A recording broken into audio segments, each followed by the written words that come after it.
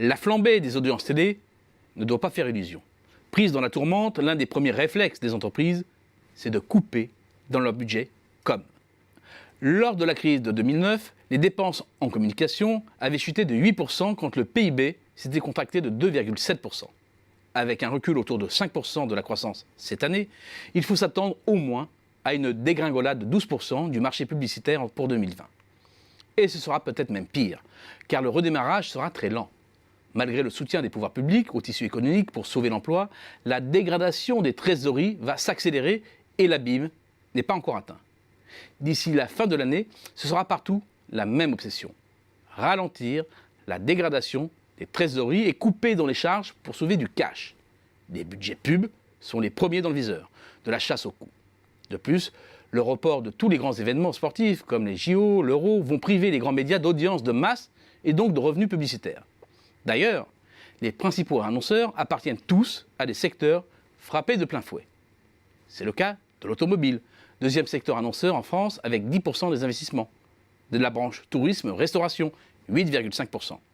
Quant au premier annonceur, la distribution, 15% du total, c'est la Bérésina sur le versant non alimentaire avec la fermeture de tous les commerces, ou presque, que ce soit en centre-ville, en zone périurbaine ou dans les centres commerciaux.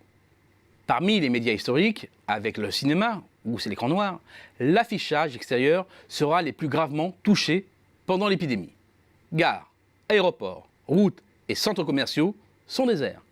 La publicité extérieure pourrait toutefois se rétablir plus rapidement que les autres en raison de son mix client et de la souplesse de son utilisation.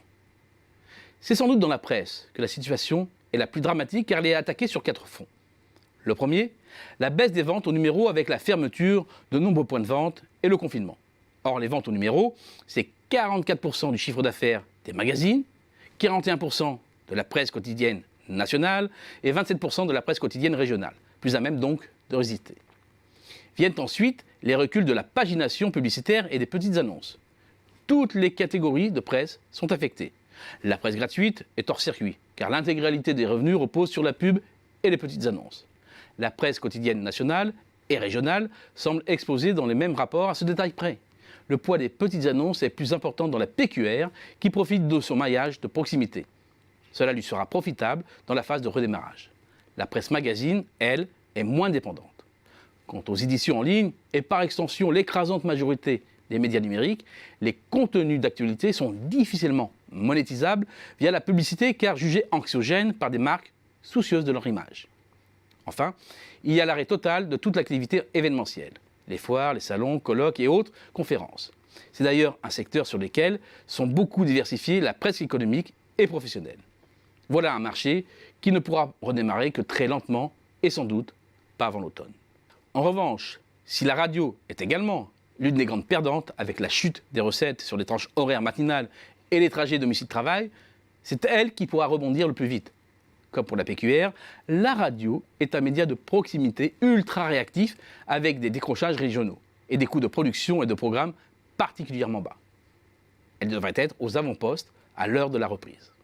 En revanche, pour la télévision, c'est la catastrophe. Les recettes publicitaires représentent 12,6% du chiffre d'affaires de France Télévisions, mais 72,5% pour le groupe TF1. Et on l'a vu, la télé est la première touchée par la suppression des grands événements sportifs.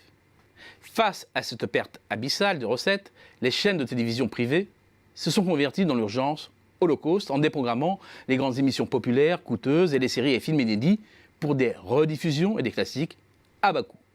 De fil en aiguille, c'est toute une filière de production qui se fige.